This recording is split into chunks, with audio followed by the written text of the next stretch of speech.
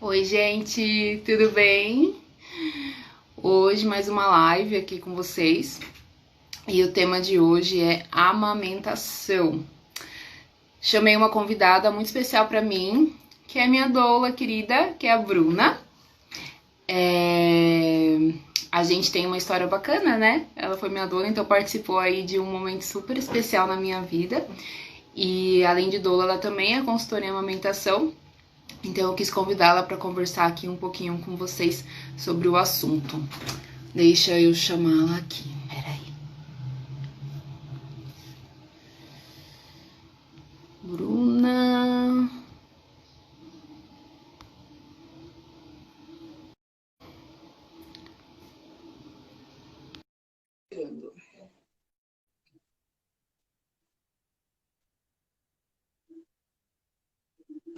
Chegou. Oiê, E tudo bem? tudo bem você, Bru? Tudo bem. Ó, consegui tomar banho, que já é um grande passo para uma Boa. mãe de dois. Hoje eu tô vencendo na vida, assim, animal. Eu ia passar um negócio na cara, mas não rolou. Tudo Não, eu bem. lavei o cabelo. Então, Você tá todo sábado eu lavo o maravilhosa. cabelo. Aliás, você tá maravilhosa em todas as lives, né? Muito bem, é isso aí. É porque eu tomo banho, aí passo um batonzinho, passo ali né, uma base. Só de sábado que eu Pelo menos uma vez na semana, ó. Nessa quarentena, já é vencer na vida em níveis, assim, absurdos. a gente tira o pijama, né? Porque tô de pijama todo dia. Então, Certeza. pijama de manhã, a gente toma banho e troca o pijama, sabe? Estoque de pijamas renovado, senão não dá para quarentenar. Não, senão a gente fica feinho. Tudo bem, Gil? Tudo, e você? Tudo. Você tá me ouvindo bem? Tô. Você tá me ouvindo? Perfeito. Se ficar muito barulho, me avisa que eu Tá. vim para um. Eu tô escondida das crianças, mas eu tô num cômodo vazio, então pode ser que dê um eco, dê uns barulhinhos, aí você me fala, tá? Que aí eu ponho o fone. Tranquilo. Vamos lá falar um pouquinho aí de amamentação, então? Vamos falar um pouquinho de amamentação. Como está a sua amamentação? Agora tá bem tranquila. Graças a Deus, né? Eu já Não foi até sempre contei, assim? lembra no começo, né? Eu toda desesperada, eu falava assim, ai, meu sonho é tirar, tipo, o Ter uma mão peito livre. e ficar com a mão livre, né? Tanto que o meu braço, né, que no começo a gente ficar segurando ela, tipo, aquela posição contrária, né? Uhum. E eu ficava muito neste peito que ela pegava melhor, porque o outro doía, então eu ficava muito assim. E eu fazia muita força, assim, pra ajeitar a cabecinha dela e tal. E meu braço aqui, tipo, ficou doendo super, e dói até hoje. Eu acho que tem que ver, assim. É a repetição também de movimento, né? Eu acho que a grande questão da amamentação é quantas vezes a gente faz. Se a gente desse o peito uma vez por período do dia, a gente Uhum. dá o peito 10 vezes por período do dia, dependendo do dia. E aí Sim, pega, sim. né? Nossa, pegou super, né? Era aquilo que eu falava pra você, né? Ainda não estava gostoso de amamentar, né? E eu queria que chegasse o momento que fosse gostoso, porque eu imaginava que seria gostoso desde o princípio, né? Sim. Então, eu lembro muito do momento que ela nasceu e, tipo, né, ela não tava com o cordãozinho curto, né? Então ela ficou um tempinho ali só na barriga e quando cortou o cordão que ela foi amamentar, eu lembro você me ajudando, né? Tipo, não ia, eu colocava ela aqui, não ia, você. Ah, não, segura um pouquinho aqui, ajeita aqui. Aí eu fiquei pensando, gente do céu, tipo, como que eu vou, sabe assim? Tipo, é impossível fazer isso, assim. Porque O a começo sensação que dá é parece. que era tanta informação que não ia dar certo, assim. Falei, gente, e agora, sabe? Como é que vai ser? Quando eu, tipo, vou ficar sozinha com ela, né? Como que eu vou amamentar, assim? Mas deu certo, né? Demorou um tempo, assim, mas deu certo, assim. Normal. Foi. É. E eu acho que tem muito assim, o que é amamentação no livro, o que é Uhum. amamentação possível e o que é Uhum. amamentação que a gente ajusta. Então, Aham. tem posições de amamentação que não tem no livro, mas que a gente faz em casa e super rola. Tem Dá posição que às certo? vezes você olha e fala, não tá legal. e reajusta aquela mulher, ela fala, nossa, assim não dá. Quando eu tô toda torta, fica melhor.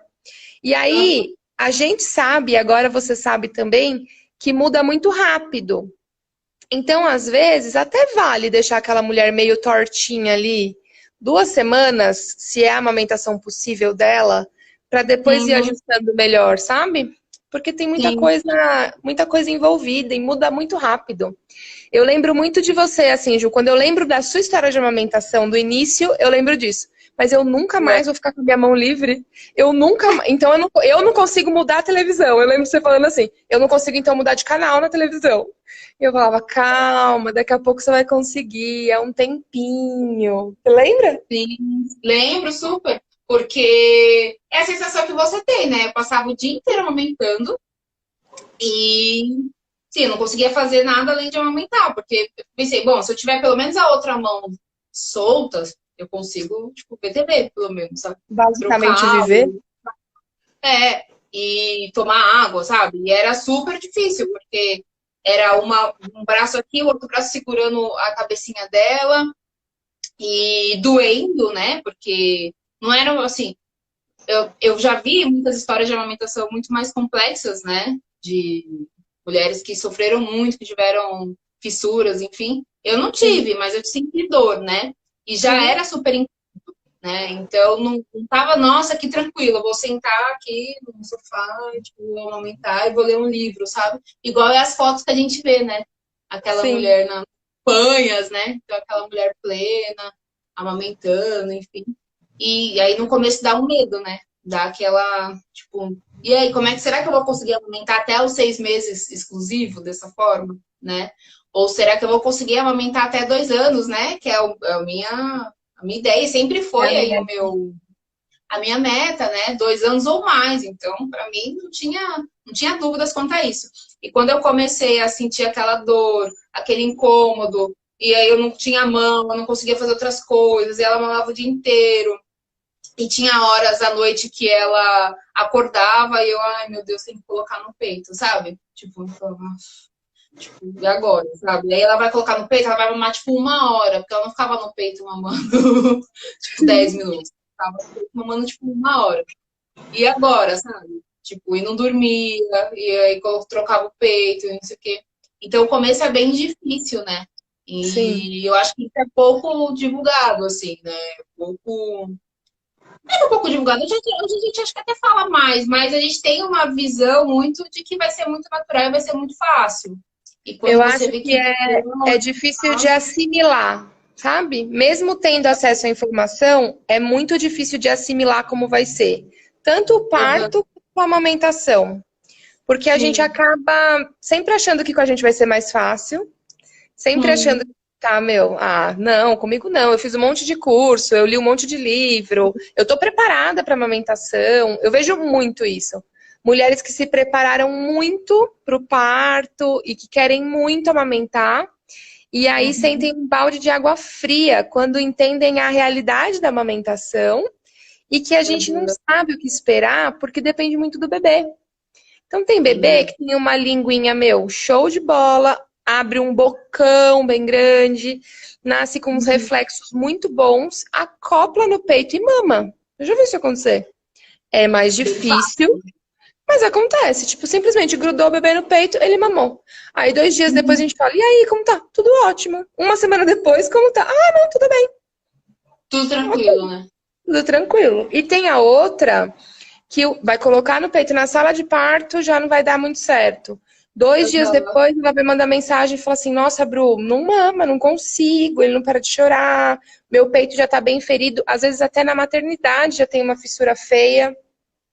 Vai uhum. para casa, as coisas degringolam ainda mais. Tem mulher que Vira uma demora bola para de pedir neve, né? ajuda, vira uma bola de neve. Mas é Uhum. importante falar que não existe um culpado. Óbvio que a gente não vai culpar esse bebê e nem essa Uhum. mulher, porque é uma história que ela demora tempo para assimilar, para entender o que está acontecendo.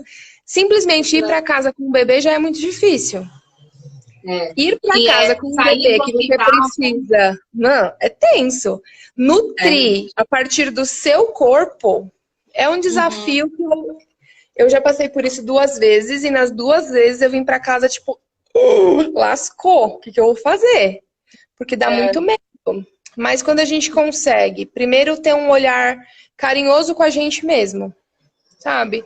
Ah, essa mamada foi ruim, mas na próxima eu vou ajustar. Na próxima eu vou sentar num lugar diferente.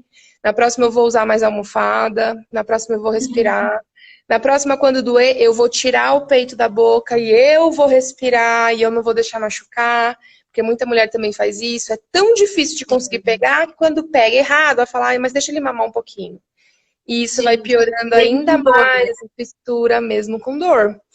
Eu não concordo muito com a fala que a gente vê em alguns lugares falando que amamentar não dói. Eu não concordo com isso. Amamentar dói. Mas não precisa ficar doendo. Não precisa ser uma coisa que você não vê esperança. Não precisa, a gente não precisa aceitar isso, sabe? Tipo, dói, é assim mesmo, põe um paninho na boca e vai. Não. Porque ela dói sim, mas ela precisa de ajuste. Você vai ajustando e vai melhorando, e o seu corpo vai entendendo o que está acontecendo, o bebê vai entendendo o que ele precisa fazer. É muito bonitinho quando a gente dá para esse bebê oportunidade de aprender no peito. Ele abre mais a boca e você vai ajudando, vai ajustando com a mão, e esse bebê vai abocanhando cada vez mais, vai melhorando. Porque quando a pega melhora para a mãe, melhora muito para o bebê também. Ele consegue fazer uma mamada mais efetiva, ele gasta menos energia para tirar mais energia do peito, dorme melhor, fica mais calmo.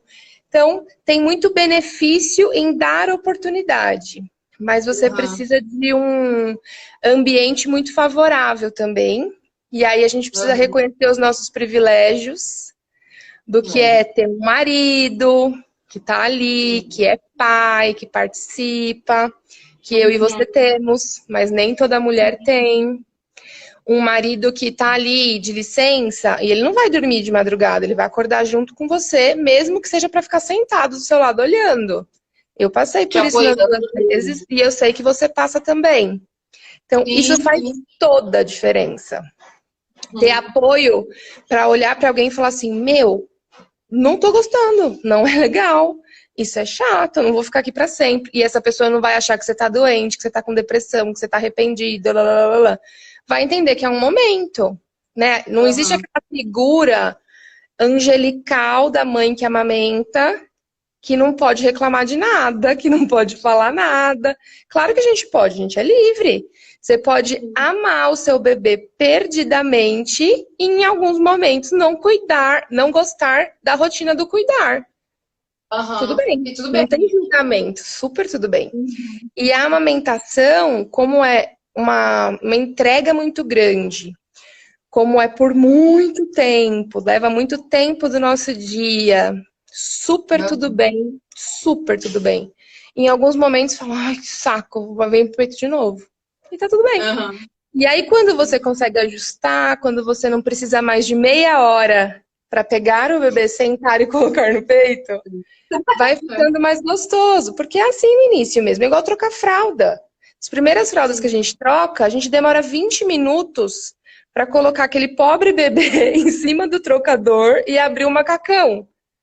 Dá 2 meses, você faz no escuro, você faz dormindo, você nem percebe mais. Só que a gente precisa ter apoio para tentar e para errar e para colocar tudo errado, tirar de novo e aquele bebê chora, chora, chora, chora, chora e a gente chora e o peito vaza e, né? Mas é uma loucura que dá certo. Na maioria dos casos, dá certo. Na maioria dos casos, a gente não precisa intervir. Assim como dá certo com intervenções também. Tem história de amamentação que precisa intervir e nem por isso ela deu errado. Tem história de amamentação que precisa entrar com fórmula e nem por isso deu errado, sabe? Se é uma mulher que... Sim. Sim. Eu não vejo uma competição saudável nisso, sabe? Ai, meu filho mamou até 3 anos em livre demanda. O meu mamou 3 dias. Parabéns para as duas, porque as duas tiveram muito trampo, muito trabalho para chegar aí.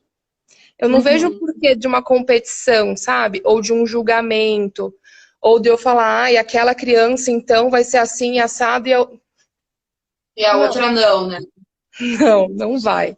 Cada mulher vai ter a sua história e cada mulher vai ter a tua treta, porque amamentar é treta. Você sabe que é. Eu tô até aqui com a minha camiseta, ó. Se amamentar já Linda, é treta, sem linda. apoio. É isso, Opa, não, mas mas é. é bem complexo, né? Eu acho que qualquer dia a mais que você amamenta é uma vitória, né? Para você e Sem para o dúvida, bebê. Qualquer sem gotinha de dúvida. leite a mais ali é uma vitória, né? Às vezes a pessoa entrou com a fórmula, mas que ela consiga fazer algumas mamadas com leite materno já é 1000 vezes melhor do que não estar mamando, Muito, né? muito melhor, sem dúvida. Às vezes, a gente acompanha a mulher que tem baixa produção e ela quase não tem leite no peito mesmo, mas ela deixa o bebê ficar chupetando. O chupetar Uhum. já é para o bebê muito, muito, muito bom, muito melhor do que seria se ele só tivesse a fórmula no copinho ou até na mamadeira, que em alguns casos é assim, e dá certo. Eu acho que o principal ensinamento que a amamentação traz pra gente é que a gente tem controle de quase nada, muito pouco, Uhum. que a gente precisa ter muita vontade, porque a indústria da fórmula é muito cruel e muito forte, muito poderosa. E a gente precisa ter empatia com o bebê, porque o bebê também está tentando, porque o bebê também está ali para trocar, ele também está ali para aprender e ensinar. E é muito gostoso quando você consegue vencer essas barreiras e faz uma amamentação mais livre, sabe? Tipo, não vou sentar na cadeira de amamentação hoje. Hoje eu vou amamentar deitado. Parece que você está fazendo uma coisa muito errada. Eu ouço muito isso.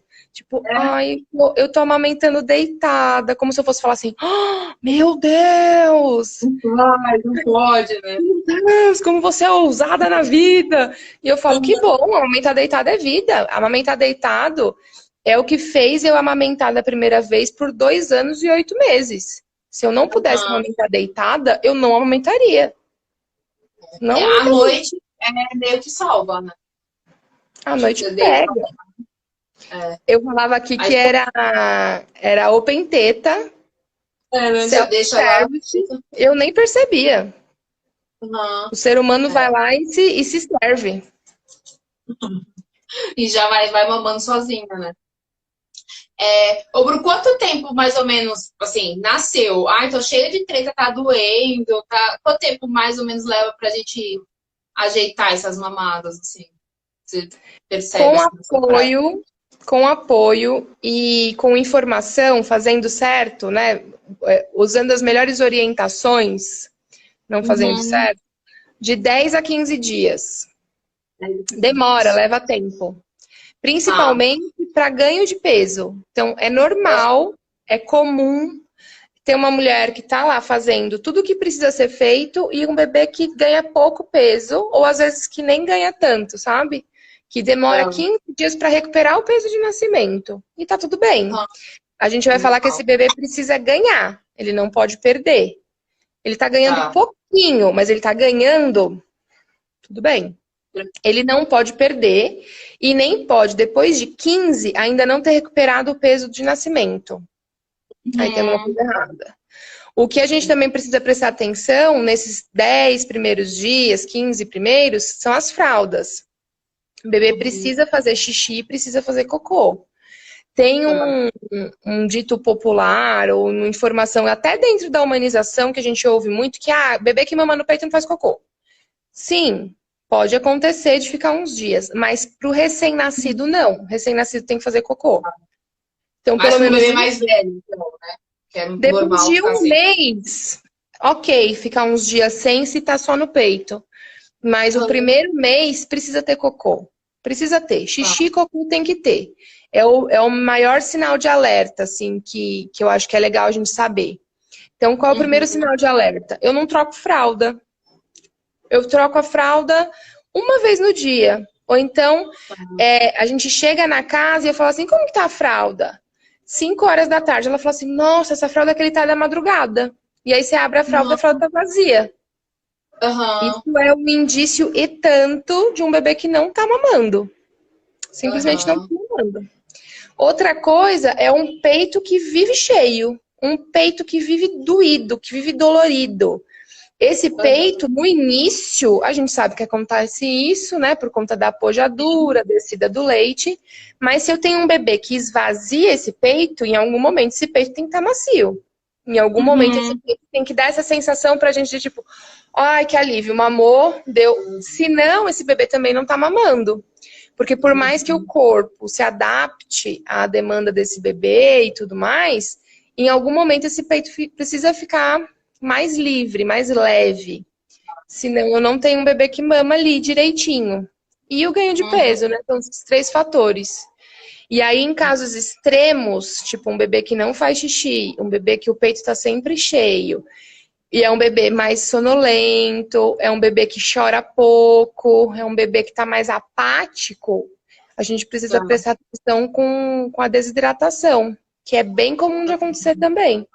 Então, a gente chega na casa da mulher para fazer consultoria, ela fala assim, ai, tô sofrendo com todas essas questões, mas ele é tão bonzinho.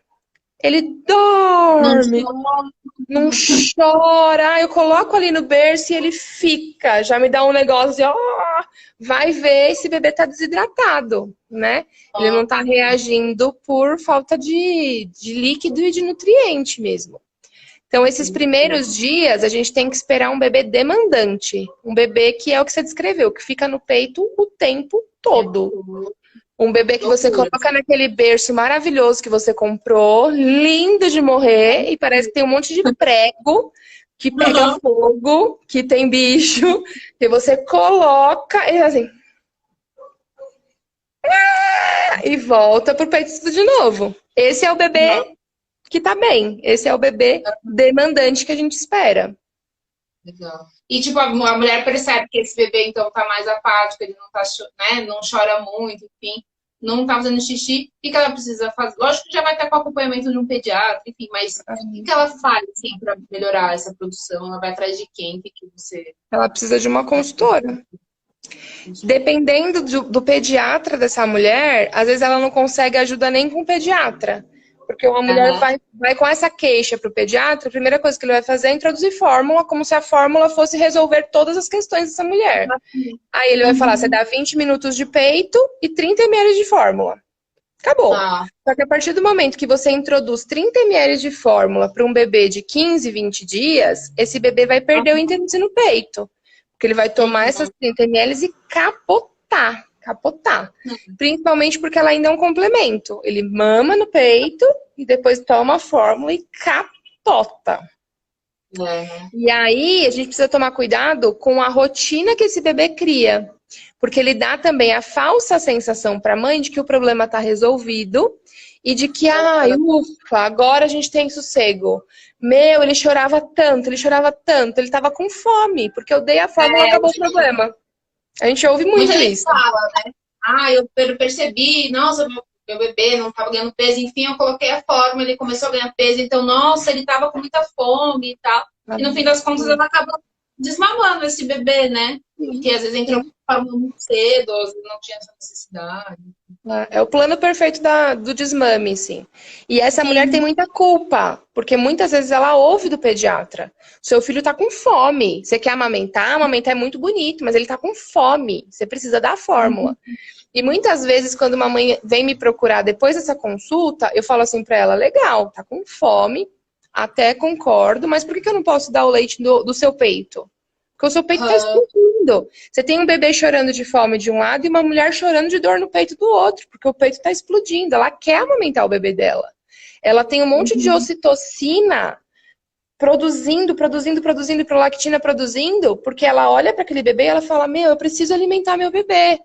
Mas esse leite precisa sair. E o problema tá na retirada do leite do peito. Muitas vezes não tá em produzir leite, mas tá em tirar o leite. E aí a gente precisa de apoio e paciência, porque é uma pessoa que nunca fez ensinando outra que nunca fez. Então, não é natural. Amamentar não é natural. Porque não sou uma coisa que é fisiológico, mas não é instantâneo. Precisa de aprendizado, precisa de uma língua boa, precisa de uma pega boa e precisa de uma mulher que tem apoio para se sentir segura e passar a segurança para esse bebê, porque tem essa também. Um bebê inseguro, um bebê com medo, ele não consegue relaxar para abocanhar. Então, por que a gente fala tanto da posição? Por que a posição é tão importante? Quando eu sustento bem esse bebê e eu deixo ele seguro, ele relaxa e abocanha. Se ele é um bebê que ele é todo torto, uma mãe que não consegue ainda segurar direito, uma mãe que está com muito medo, que está muito insegura, que está tremendo, que olha para aquele bebê e fala, eu não consigo. Ele percebe isso. E ele fala, meu, se a minha mãe, que é o meu porto seguro, tá insegura, eu tô ferrado. Eu vou chorar. Né? Eu vou chorar. Alguém precisa trazer, alguém da minha comunidade precisa vir ajudar a gente, porque o negócio tá feio aqui. Bebês são sobreviventes, eles não fazem sala. Então, eu acho muito legal que a gente vê isso perfeito na sala de parto. O bebê nasce, ele é colocado em cima da mãe. Se você mexe nele, ele abre um berreiro. Ele chora muito. Porque para ele já tá assustador. Ele nem sabe direito o que ele fez para ter saído do útero. Sai do útero e encontra a mãe de novo. Fala, opa, eu tô ouvindo o batimento cardíaco da minha mãe, eu tô sentindo o cheiro da minha mãe, eu tô ouvindo a voz da minha mãe, tá tudo bem. Você pega aquele bebê e leva ele para um berço aquecido, onde não tem cheiro, não tem barulho, não tem voz de mãe, ele chora, chora, chora. E é muito nítido que ele tá tentando chamar a atenção da mãe. É um choro de sobrevivência, assim. Então, os bebês, eles não... Eu falo que eles não ligam muito pros nossos sentimentos, sabe? Eu tô fazendo o melhor que eu posso aqui, bebê. Ele não tá nem aí. Ele vai chorar os 4 ventos. E aí a gente precisa prestar atenção quem tá perto da gente. Para quem tá perto da gente, não dá um apoio com a melhor das intenções, mas um apoio que não apoia. Sabe? Aquela assim, ai, vem com a vovó que a sua mãe não sabe de nada. Vem com a vovó, vem com o papai, sei lá, que a sua mãe não tá conseguindo. E a titia vai dar uma mamadeira para você porque você tá com fome. Então você não tá ajudando nenhum dos dois. Você tá fingindo ou você tá colocando um band-aid gigante que não resolve o problema. Essa mulher precisa de apoio. Desculpa, eu não entendi. Você acaba piorando, eu acho, né? Piorando, porque aí você mina a confiança dessa mulher e distrai esse bebê e tira esse bebê de perto do peito. Esse bebê precisa... Qual é o lugar do recém-nascido? No peito. Qual é o lugar do recém-nascido? No colo. No colo de quem? Da mãe. Isso é fato. De vez em quando do pai? De vez em quando do pai. Mas o lugar do recém-nascido é no colo da mãe. Como a gente ajuda a mãe? Fazendo comida, limpando a casa, ouvindo essa mãe, levando informação de qualidade para essa mãe. Mas eu não ajudo essa mãe pegando o bebê e falando, vai lá então fazer uma coisa que eu seguro o bebê. De vez em quando sim, porque infelizmente a gente sabe que isso dura pouco, né? O bebê, para a realidade desses pseudo-apoiadores, ele é interessante 1 mês, 2 meses no máximo. Depois... Ninguém aparece para segurar um bebê de 8 meses para a mãe tomar um banho. Ninguém. Porque perde, não é mais novidade. O pessoal gosta do recém-nascido, que fica deitadinho no colo, quietinho, cheirosinho, que você brinca de boneca. O bebê que começa a demandar, geralmente sobra quem? A nossa mãe, que mesmo a gente reclamando, elas ficam firmes lá, porque elas já passaram por isso. E os nossos companheiros, né? E o pai desse bebê, às vezes uma amiga muito próxima, mas a gente sabe que, infelizmente, a maternidade é solitária. A gente tem no início de tudo ali muita pressão e muita gente preocupadíssima com esse bebê, né? Uma pessoa que tá lá em outra cidade te liga e fala, dá uma fórmula para esse menino. Nossa, como chora! Né? Preocupadíssimo. Que dali 2, 3 semanas nem lembra que essa criança existe. E que não retorna para falar, deu a fórmula, ficou bem, o que aconteceu? Então, é uma coisa que precisa de muito preparo e de muita estrutura. Eu tô grávida, eu preciso me programar muito bem para como vão ser as primeiras semanas. Eu tenho um pediatra que apoia a amamentação, eu conheço alguma consultora de amamentação, eu tenho ao meu redor mães que amamentaram, ou eu tenho ao meu redor um monte de história assim, de bebê que mamou uma semana, perdeu muito peso, chorava muito, aí eu entrei com fórmula e essa amamentação foi até 3 meses. Porque essa Tá. mulher que teve essa história, quando ela for aconselhar outra mãe, ela vai falar, ó, já compra fórmula, hein? Já compra chupeta, já compra Já mamadeira, deixa ali, já né? Porque deixa qualquer coisa aqui. já tem. Exatamente. Quando tiver uma madrugada muito difícil, se por acaso você não conseguir, você já dá. E aí, quando a gente Aham. recebe um conselho desse sem outras informações, um choro mais intenso de um bebê vai vir um monstro na sua cabeça falando: tá com fome, não tenho leite, não é suficiente, não consegui, preciso da fórmula. Deixa eu dar fórmula para ele dormir um pouco, né? Para ver se era fome. E aí, provavelmente ele vai dormir, aí você também vai falar, Capotão. era fome. Aí acabou, né? E a fórmula É. resolve todos os problemas mágicos, assim. Só que não, Hum, é. infelizmente. Você estava falando da hora do parto, né? Fala um pouquinho, pessoal, da Golden Hour, como, tipo, porque influencia total, né? Assim, tem Influencia que ter muito, tem que muito, né? ter. Então, o bebezinho nasce, o ideal é que ele saia direto da mulher, põe no peito, não necessariamente para mamar, né? Coloca em cima da mãe e deixa lá. E aí essa equipe se afasta, faz silêncio e deixa esse bebê conhecer a mãe. Eu acho que um dos momentos mais lindos, assim, do pós-parto imediato é quando o nosso olhar encontra o olhar do bebê. Porque aí ele É, abre aquele olhão e ele fica encarando, encara, como se ele não tivesse nenhum outro olhar na vida para aham, procurar. E aquilo ativa um monte de hormônios que a gente precisa ter para começar a produção do leite. É aquilo que aham, avisa para o seu cérebro que seu bebê nasceu. Quando você começa a encarar aquele bebezinho bochechudo, que começa a mexer a boquinha e você começa a sentir o cheiro daquele bebê, um monte de hormônios vão sendo estimulados e são esses hormônios que vão te ajudar a não ter hemorragia pós-parto, são os hormônios que ajudam esse útero a expulsar a placenta. Depois que a placenta já expulsou, ajuda esse útero a contrair para você não ter sangramento. E são aham, esses mesmos hormônios que começam a descida do leite. Então, até a mulher que, porventura, passou por uma cesárea, também pode ter uma golden hour super benéfica para os dois, assim. Também precisa de sim. respeito.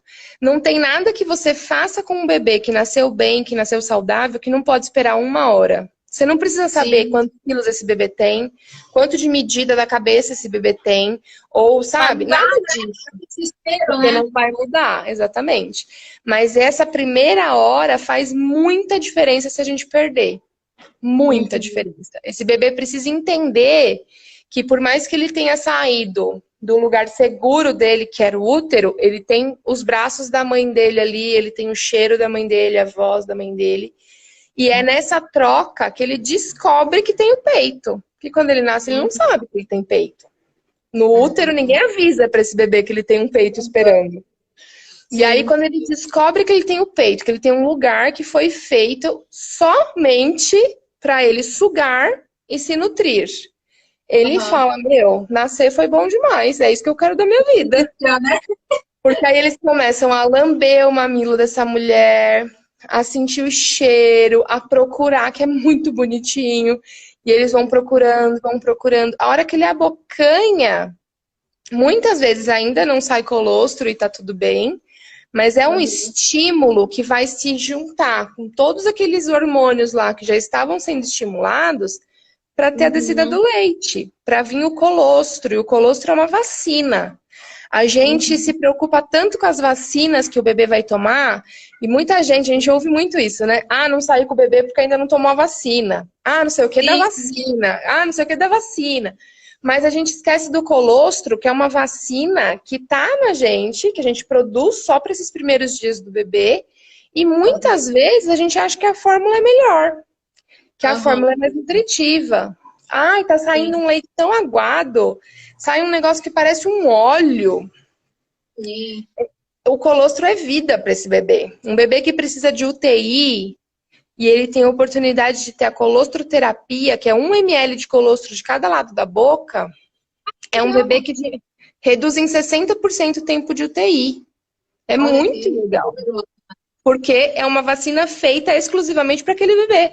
Não é uma vacina que foi feita em larga escala. É uma vacina para as necessidades daquele bebê. Então, é muito perfeito, sim, muito perfeito. O que a gente faz para ajudar a mulher em sala de parto? Dá apoio. Às vezes não precisa fazer nada. Nada.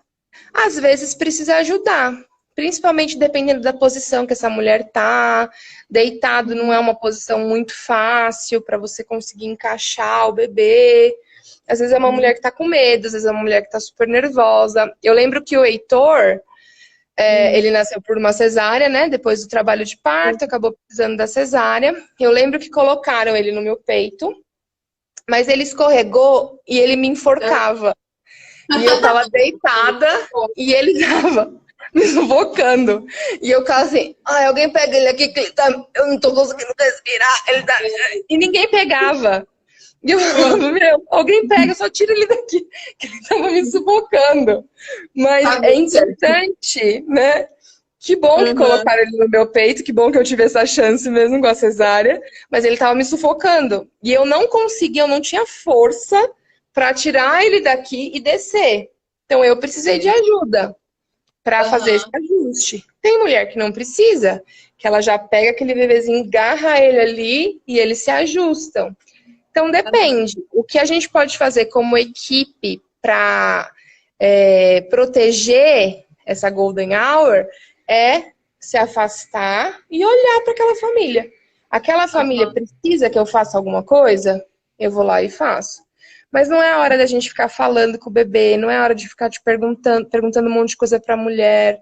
Não é a hora de intervir naquele momento. Se eu preciso pôr a minha mão lá, eu vou pôr a minha mão como se eu nem estivesse lá. E tá tudo bem. Invisível, né? Aquela equipe invisível.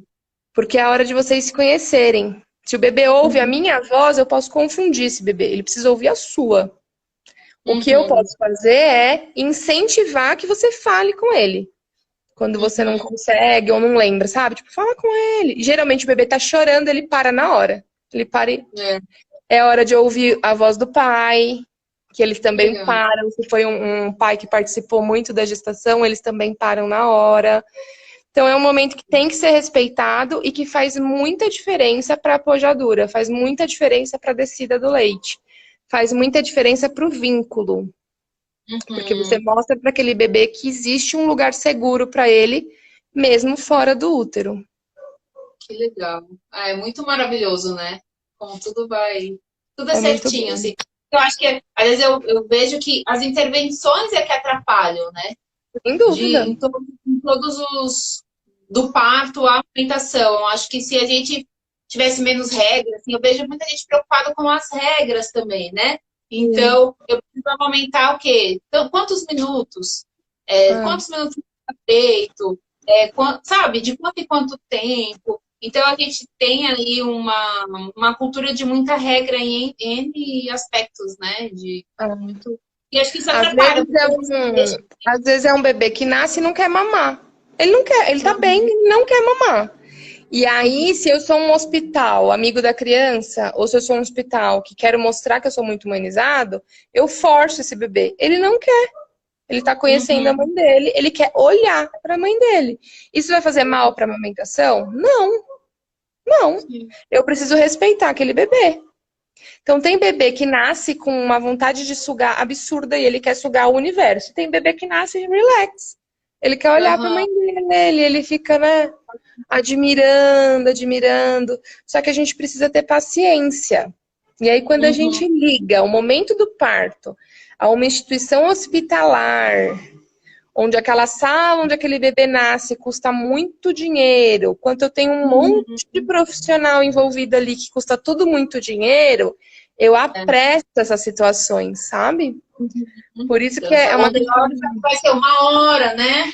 Talvez nem vai ser, né? Exatamente. Eu dou o que seria 1 hora, o ideal, eu dou meia hora, 20 minutos no máximo, porque eu preciso liberar essa sala para entrar outra pessoa, porque eu preciso ganhar, sabe? Então isso também acontece. Uhum. Você acha que normalmente o bebê precisa ser acordado para mamar quando é recém-nascido? Assim? Depende muito do bebê. É uma dúvida que muita gente... Depende. Se é um bebê que nasceu com um peso ok e que nasceu bem, eu não preciso acordar. Eu vou precisar acordar o bebê que nasceu com baixo peso, ou um bebê de uma mãe diabética, um bebê que tem alguma questão relacionada.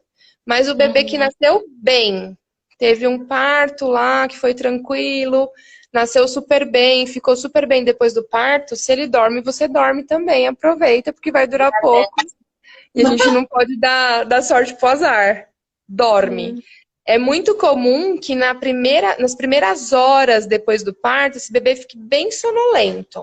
Como a maioria dos bebês que nascem naturalmente, nascem de madrugada, dorme. Todo mundo vai dormir. Não sabia disso.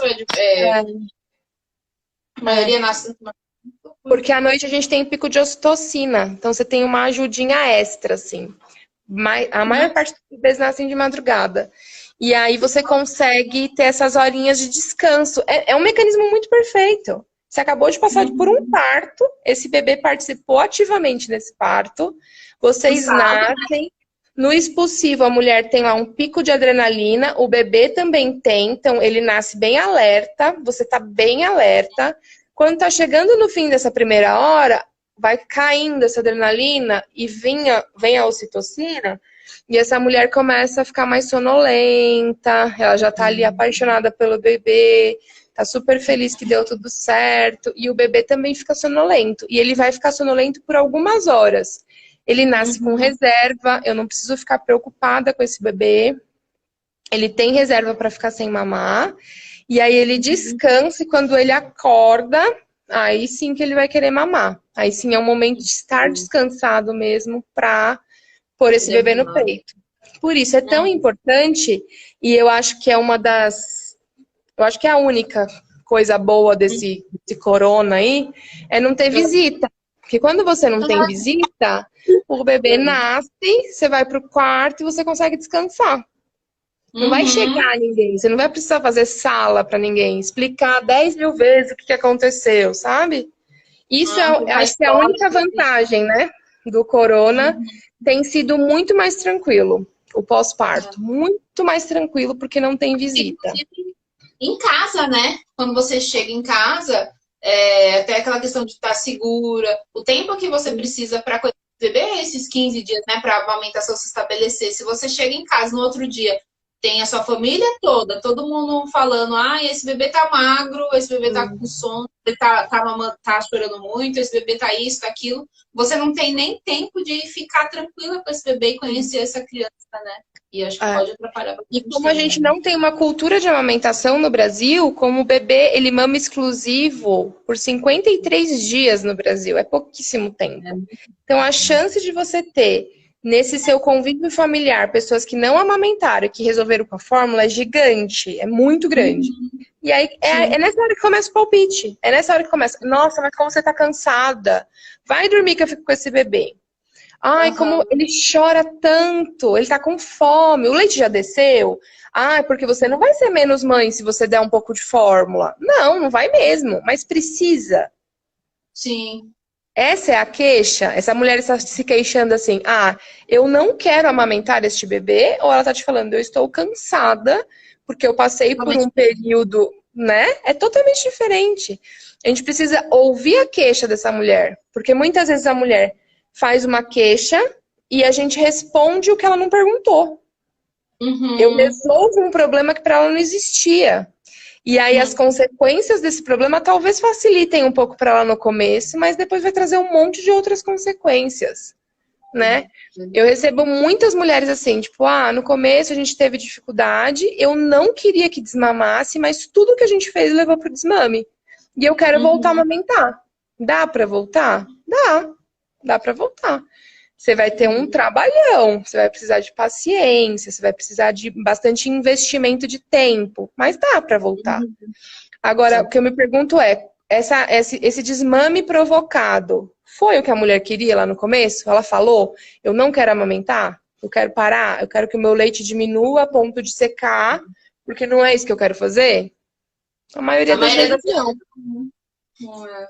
Vai sendo Entendeu? levado, né, por N coisas. A forma que às vezes vem do hospital, né, também, às vezes não teve essa aguda em aula, aí esse bebê, sei lá, X, o hospital manda uma... Eles mandam pra todo mundo, viu, Ju? Pra todo mundo que passa pelo plantão, é geral.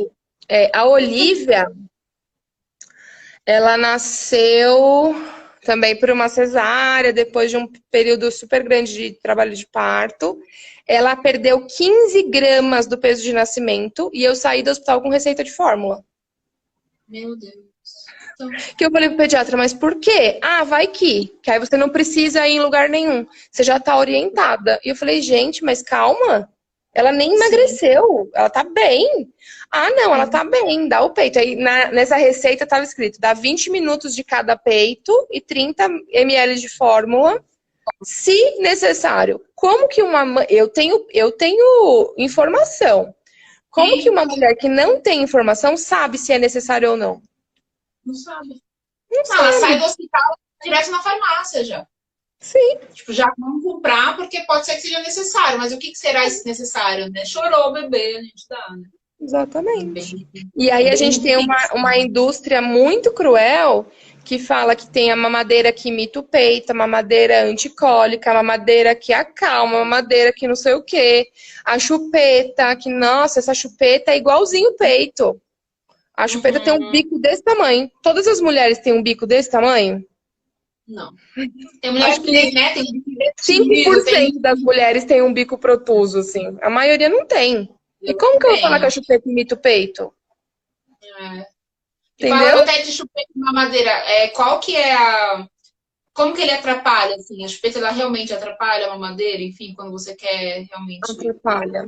No início da amamentação, quando eu dou a chupeta para um bebê, eu tô roubando desse bebê a oportunidade de estar no peito. Então, cada vez que esse bebê começa lá a reclamar que ele só tá solicitando peito. O recém-nascido, ele só mama, dorme, faz xixi e cocô, ele não faz mais nada. Ele não tem interação social. Então, cada vez que ele começa, ele quer peito. Ele não tá te pedindo mais nada, ele quer peito. E aí você precisa ter um peito disponível ali. E para isso, a gente já falou muito disso, precisa ter toda uma rede de apoio por trás.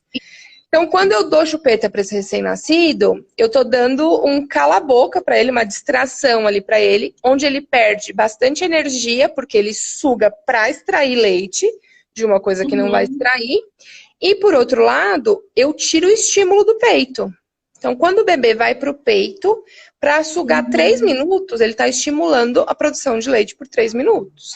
Sim. Quando eu falo que um bebê está no peito chupetando, isso não é uma coisa errada, isso não é uma coisa que a gente precisa corrigir. Muito pelo contrário. Eu falo que aquele bebê, ele está produzindo leite para ele. Aquele bebê está estimulando o leite para que tenha uma amamentação sustentável. Para que eu consiga ter um estímulo sempre lá em cima para eu ter leite sempre que esse bebê pedir. Quando eu introduzo a mamadeira, é a mesma coisa, com um problema maior. A mamadeira tem um fluxo diferente da saída de leite do peito. Então, eu ensino esse bebê que ele não precisa fazer nada. Ele abre a boca e esse leite vai pingar lá na boca dele. E, por outro lado, quando eu dou a mamadeira, eu dou um leite que não é o leite que esse bebê está esperando. Eu dou um leite que ele vem da vaca.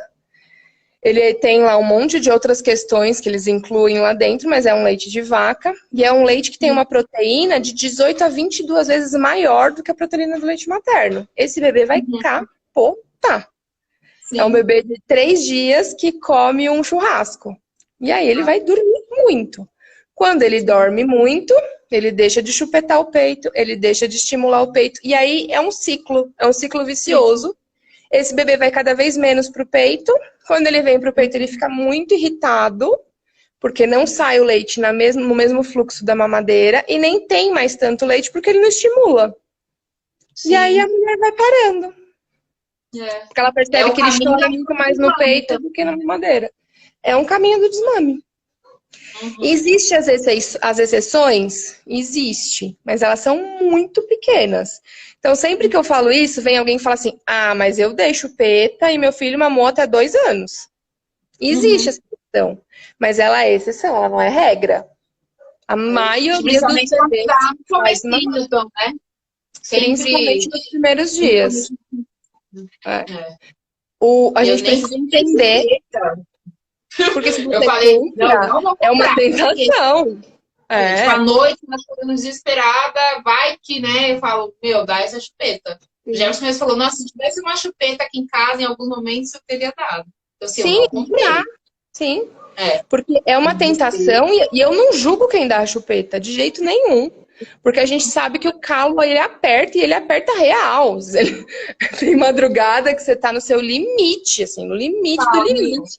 Você fala, meu, pelo amor de Deus, alguém coloca qualquer coisa na boca dessa criança, mas eu preciso dormir Vamos 1 hora, mamar.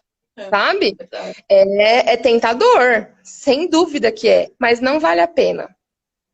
Se a ideia é Então, amamentar, não vale a por isso que a pena. gente precisa ter a informação, né? Porque talvez você Exatamente. resolva dar chupeta, enfim, que seja a sua escolha, mas não que seja porque todo mundo dá, ou porque É, você não sabe que pode vir a ter um desmame.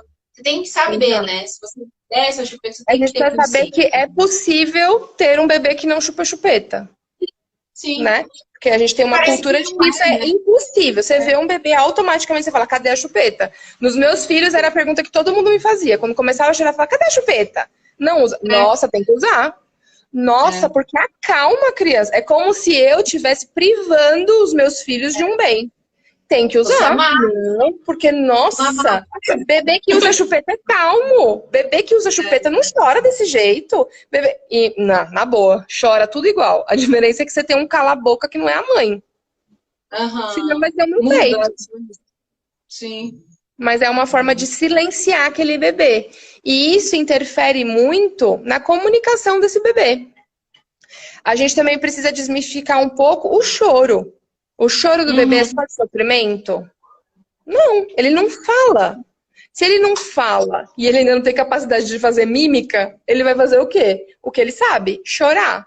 E aí esse choro tem sempre uma razão de ser, mas na maioria das vezes a culpa não é da mãe. Olha só, estamos aqui, novidades Uhum. no ar. Deixa eu falar uma coisa assim para a sociedade. A mãe não é culpada do choro desse bebê. Esse bebê chora para se comunicar. Às vezes é uma etiqueta que tá, meu, acabando com a vida daquele recém-nascido num body, tem uma etiqueta e ele quer dormir, ele não Tem umas consegue. etiquetas gigantes, né? Não sei por Tem que umas tem umas etiquetas etiquetas tão desse grandes. tamanho e, meu, não quero esse É. negócio nas minhas costas. Às vezes esse bebê tá com saudade do útero, eles morrem de saudade do útero. Assim como a gente também teria saudade de um lugar que a gente gostava muito. Você volta de férias, você também tem saudade do resort que você ficou. Você fala, ai, queria tanto voltar para aquele lugar. Já, já tá Pro programando. recém-nascido é a mesma coisa. Você volta de férias, já calculando quando o cartão passa para eu parcelar em 10 vezes de novo, pro recém-nascido é a mesma coisa. E ele vai chorar. Onde ele se sente seguro? No peito. Por que a chupeta calma? Porque o sugar, ele está relacionado a questões neurológicas que acalmam o bebê. Então, a indústria ele é muito esperta. Funciona mesmo, mas não é um band-aid. Não resolve. Você ganha ali 2, 3 minutos até que aquele bebê desiste. Quando a gente vai introduzir chupeta num recém-nascido, você põe a chupeta, ele cospe fora. Você põe a chupeta, ele cospe fora. Você põe a Ele chupeta, não ele quer. cospe.